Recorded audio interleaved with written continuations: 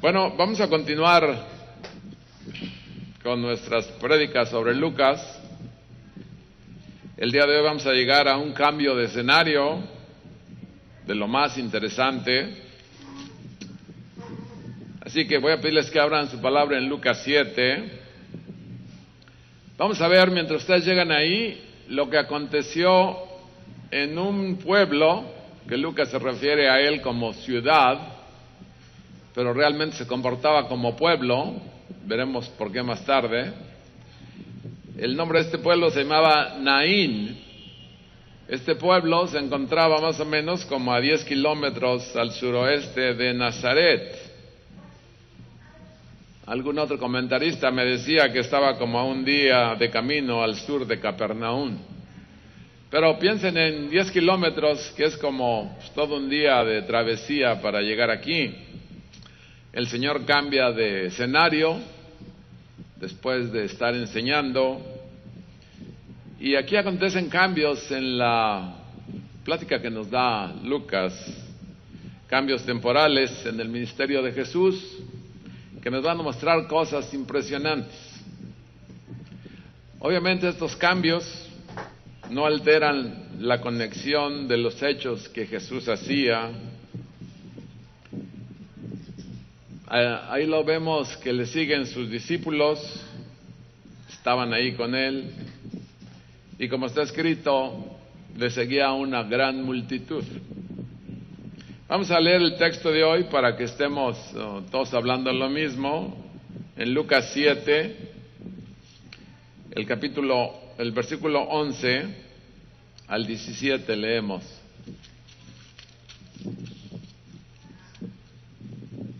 Lucas 7, 11. Aconteció después que él iba a la ciudad que se llama Naín, e iban con él muchos de sus discípulos y una gran multitud.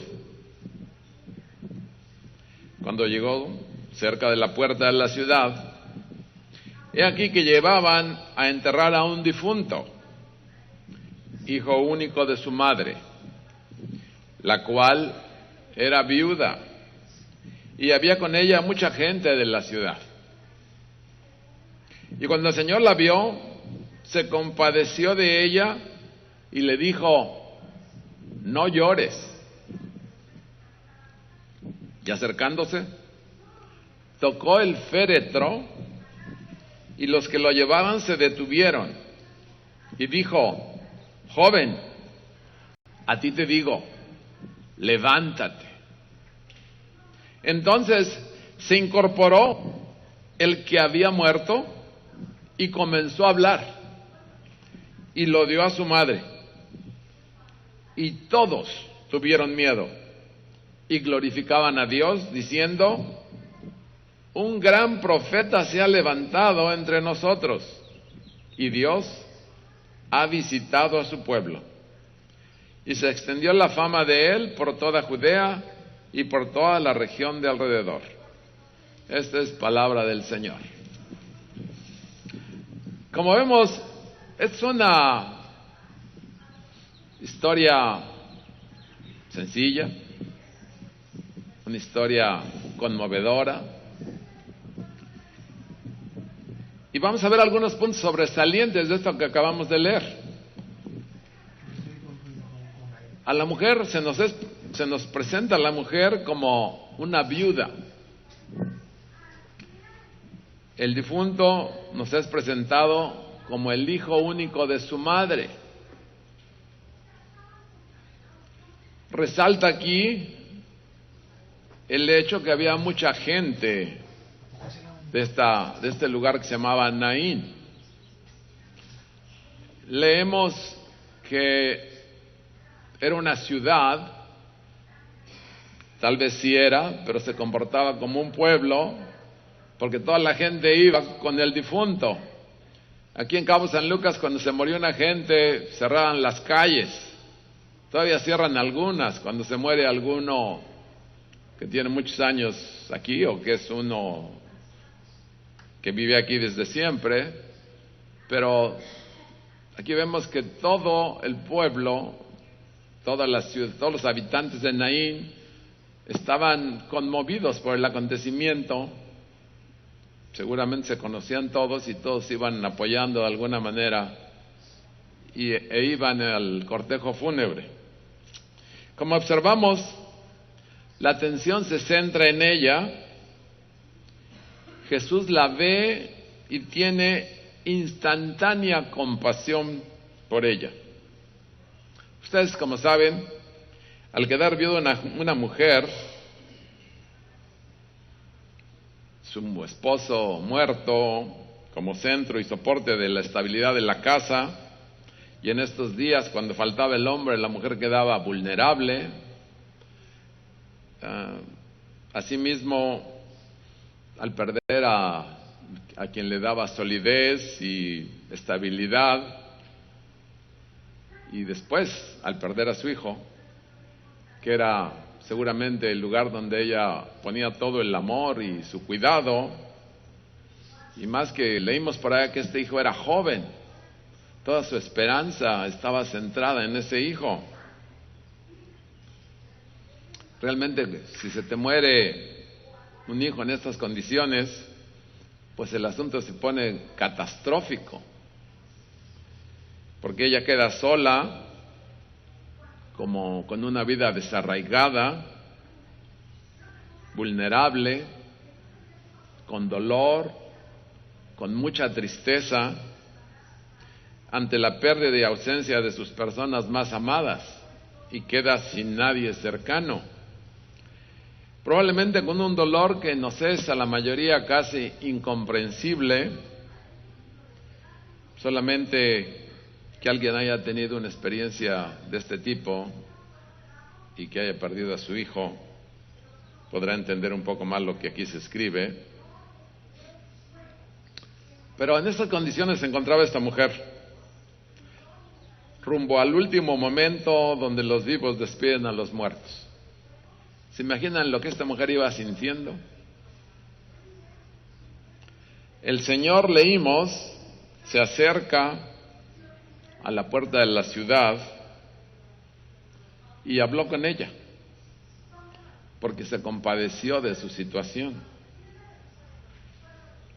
Y le dijo: no llores. Yo me quedé pensando en lo que dijo el Señor y verdaderamente me dejó impactado.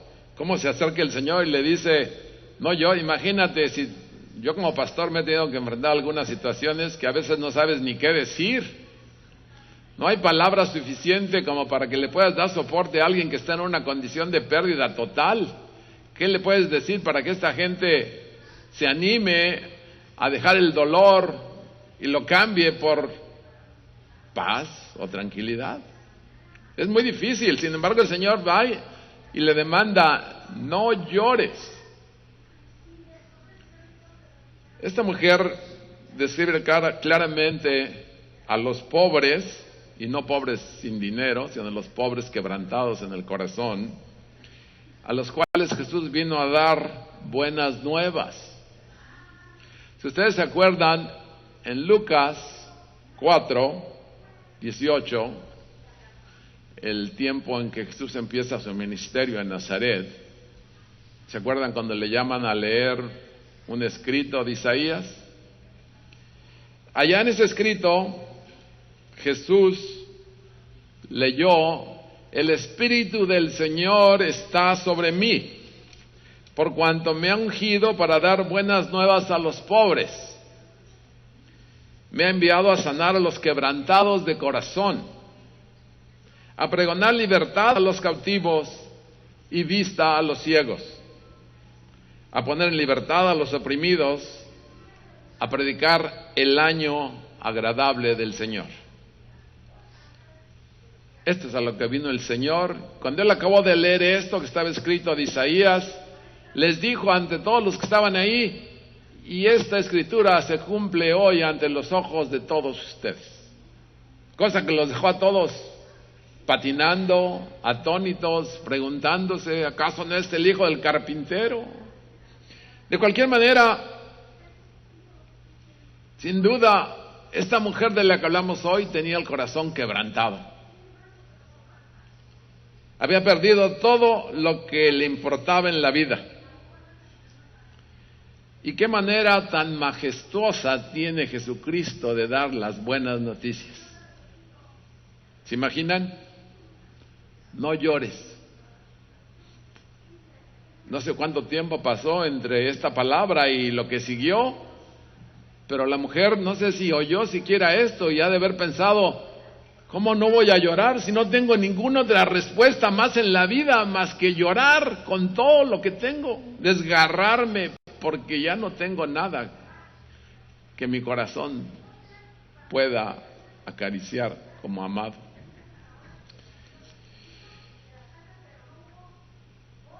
Seguramente una madre en estas condiciones va a llorar.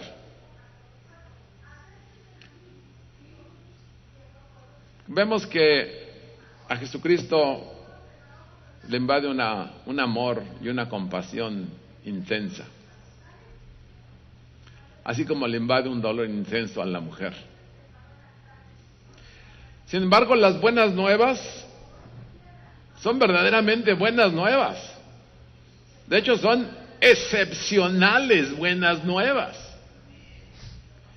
ya que Jesucristo lo que hace, le regresa a su hijo. El hijo ahora muerto, ahora lo pone vivo. Esto constituye el centro del drama, la parte medular de todo, el lugar donde todo cambia, donde Lucas nos presenta a Jesús como el Señor. El Señor, en su amor y compasión, en un solo acto, anuló la muerte de este joven, volviéndole a la vida. Se lo regresó a su madre. ¿Qué regocijo debió haber habido en esta viuda? ¿Se pueden imaginar esto? Indescriptible lo que la viuda sentía. Seguramente no podía ni creerlo, ella y todos los que estaban ahí. Al oír las buenas nuevas, el Señor le dijo, acercándose al féretro y tocándolo, cosa que hizo que se pararan los que lo llevaban: joven, a ti te digo, levántate. Nos dice la palabra que leímos que entonces el joven se incorporó, el que había muerto, comenzó a hablar y Jesús se lo dio a su madre. Déjenme decirles que no hay un solo muerto que hable de Jesucristo. Solamente los vivos pueden hablar de las cosas que Jesucristo ha hecho en su vida. Igual que este joven, nosotros todos solamente empezamos a hablar de Jesús cuando recibimos la nueva vida. No teníamos que estar muertos y en un féretro, estábamos muertos y caminábamos en las sombras como muertos. Sin embargo, cuando Dios vino y nos dio nueva vida, empezamos a hablar de Jesucristo. Que no te dé miedo, mi hermano, hablar de Jesucristo. Cuando esto aconteció, todos tuvieron miedo. Y todos glorificaban a Dios diciendo: un gran profeta se ha levantado entre nosotros y Dios ha visitado a su pueblo. Aquí vemos las buenas nuevas que se expandieron a los pobres, a los que estaban socialmente marginados, como esta viuda. Aquí leíamos que Jesús, que en algún momento nos recuerda lo que hizo Eliseo, cuando se enfrentó a una situación similar, lo primero que hizo, se puso a orar, a pedirle al Señor apoyo para hacer este milagro. Sin embargo, aquí Jesús lo vemos que habla directamente al cuerpo del joven muerto. A su palabra, el joven resucita. Estas cosas, mis hermanos, siguen aconteciendo el día de hoy. Cada vez que viene la palabra de Dios a un muerto y es llamado por su palabra, este hombre resucita.